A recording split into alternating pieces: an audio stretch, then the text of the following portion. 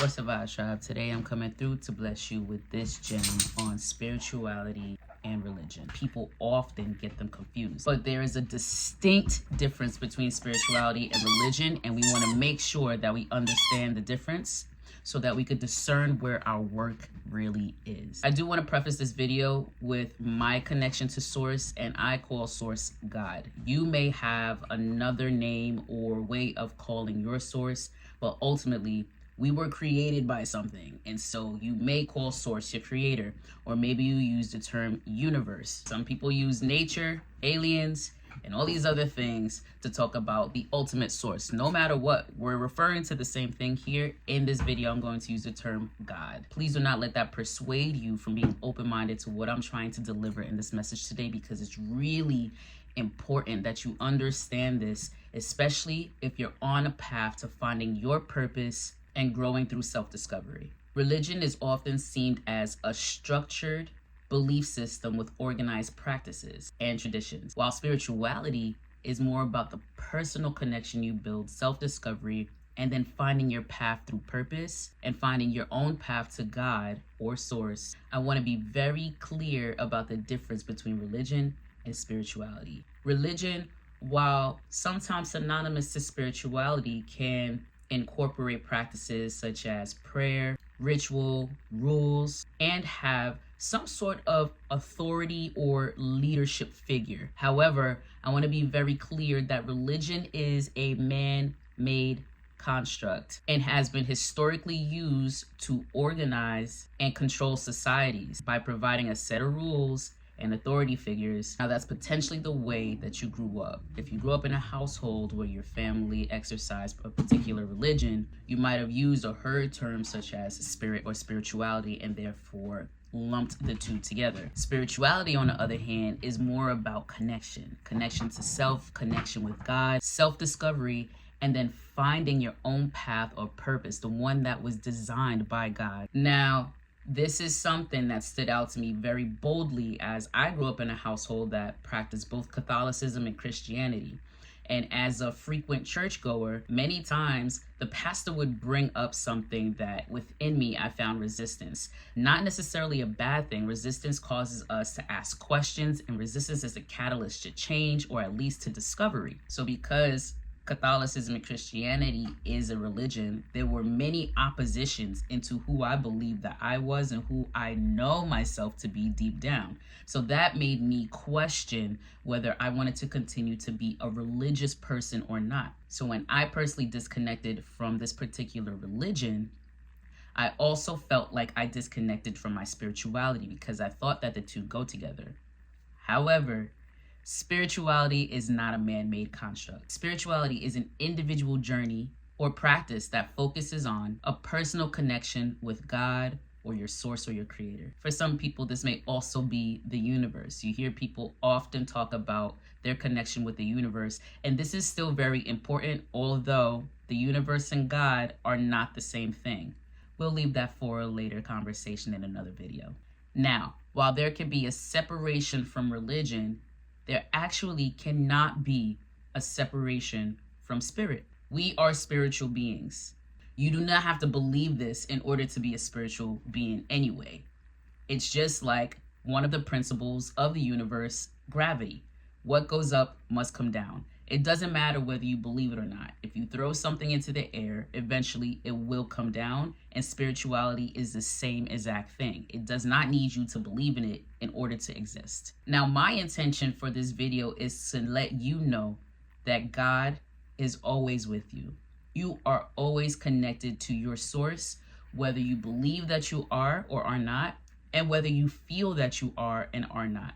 You may be on your own path to discovery, especially if you don't believe in God, especially if you feel like God is not answering your prayers or your calls. This is all an opportunity, a catalyst to help you to become more connected to Source. And this has to be established and developed. There's a lot of things happening within the world that will cause us to ask questions and to wonder why. Why are such negative or problematic and challenging things happening if God is real? Well, God never promised absence of challenges and problems and hardship. In fact, it's the very things that allows us to grow. When you plant a seed in the soil, that seed does not have an easy time growing through the soil. It is deep down in the darkness of the soil. And when that flower begins to sprout from the seed, it has to find its way through the soil to break through the surface. It has to find its way through the soil to establish its roots and foundation in the earth. So not even the seed has an easy time growing through the soil to make its way through the sun, to feel a little bit of rain, and to grow into the magnificence that it is. We are meant to be buried at times in the darkness so that we can find the light. Because another universal principle is the laws of polarity.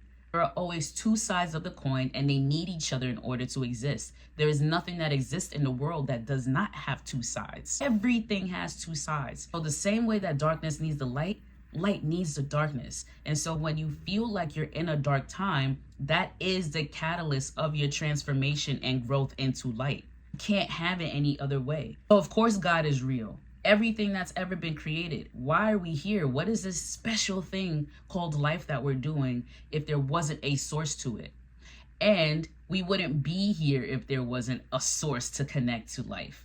I hope I didn't lose you yet. Just stay with me, because we're coming back around to the topic of religion and why there is. Now, people still attend church and are still religious because that is their space to go and connect with God.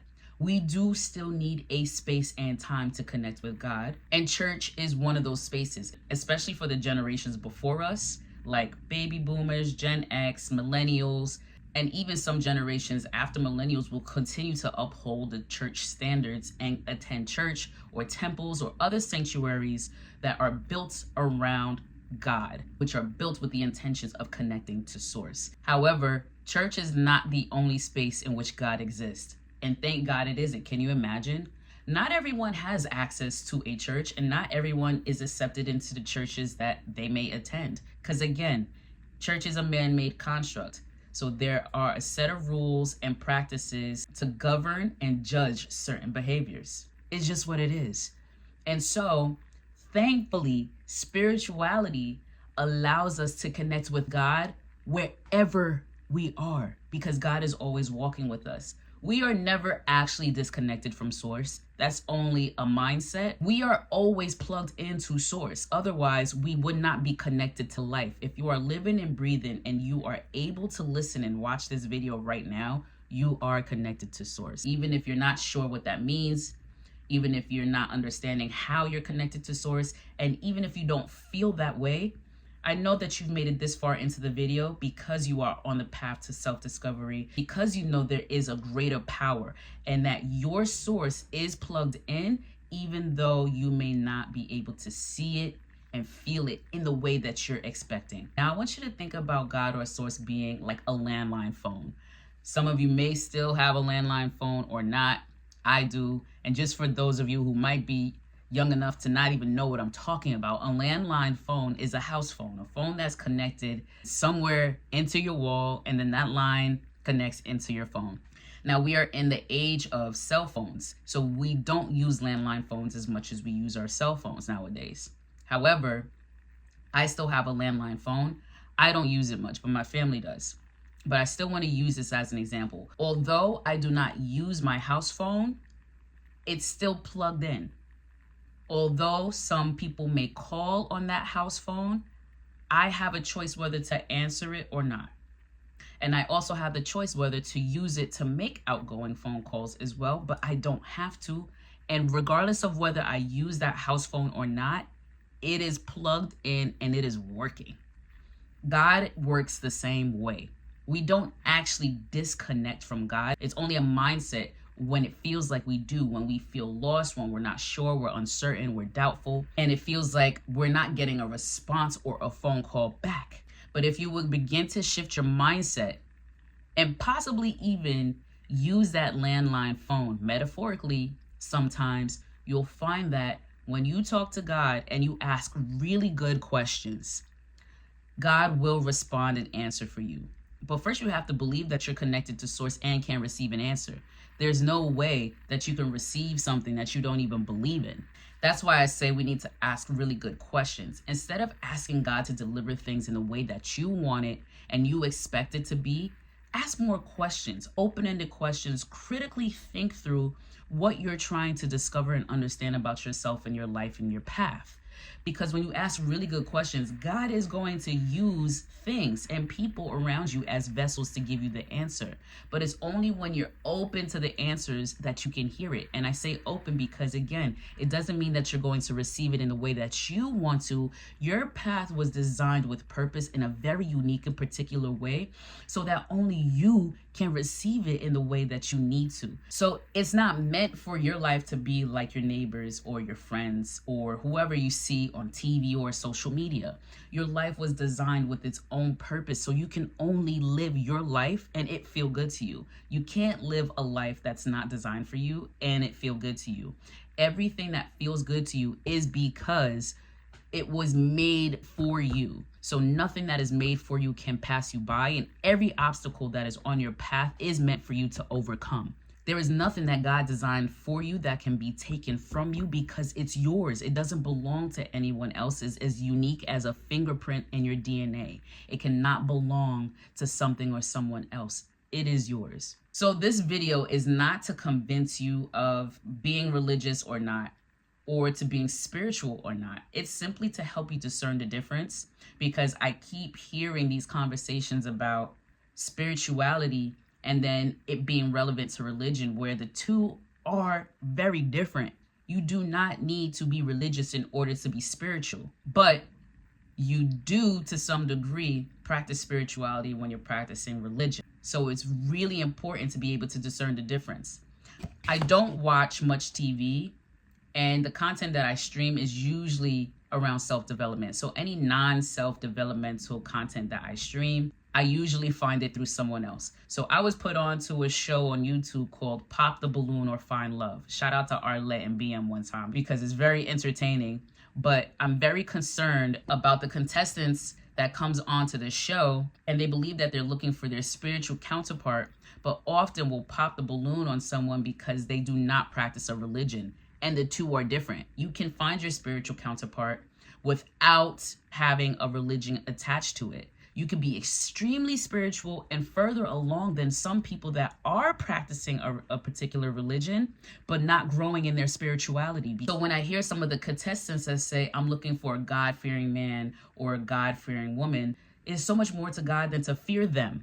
Another video to come on why I use them when I refer to God rather than he or she. But there's so much more to God than to fear them. And your counterpart does not need to be religious in order to practice spirituality and to grow with purpose and walk a life of intention while still keeping God front of mind. Plenty of religious people who, right after they leave church, do not keep God in front of mind. In fact, their behavior says the very opposite. And going to church just becomes another habit, especially if you've been going to church for a long period of time.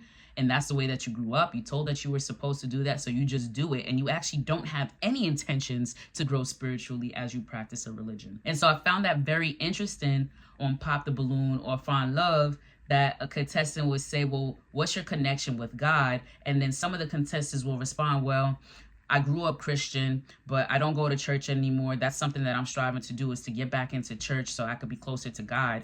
When you don't need to be in church to be closer to God. God is here, y'all. God is within. God's house dwells within. We are made in the likeness and image and creation of them because God is within. So wherever we walk, God is with us. Thank God. Can you imagine if you can only go to church to find God? There are some people who have so many limitations and cannot get to a church. So does that mean that they stay disconnected to source? You don't need to go to church to find God. You can go to church to find God. You can go to church and receive a word that helps you through transformation in your spirituality. You can also find a quiet space in your household. If you don't have a quiet space in your household, you can go and sit in your car, or you can go and sit in the park, and you can absolutely 100% tap in and tune in to the source within you and hear and receive God so clearly that you know and are inspired to the next step in your life, on your path in your purpose. And with that, my friends, I hope that you continue to grow spiritually, and whatever means that you use to assist you with that is okay and is designed for you. God put that on your path as well for you to be able to find them, for you to be able to stay connected to source. So leave a comment down below of what you've taken away from this message today. And also, where are you at spiritually? What questions do you have? Let's talk about it. I'll be happy to take comments so I can continue to make content like this for you so that we could grow spiritually together and thrive in all areas of our lives. If you like this video today, leave a like, and also subscribe and hit that notification bell so that you know when I drop the next content.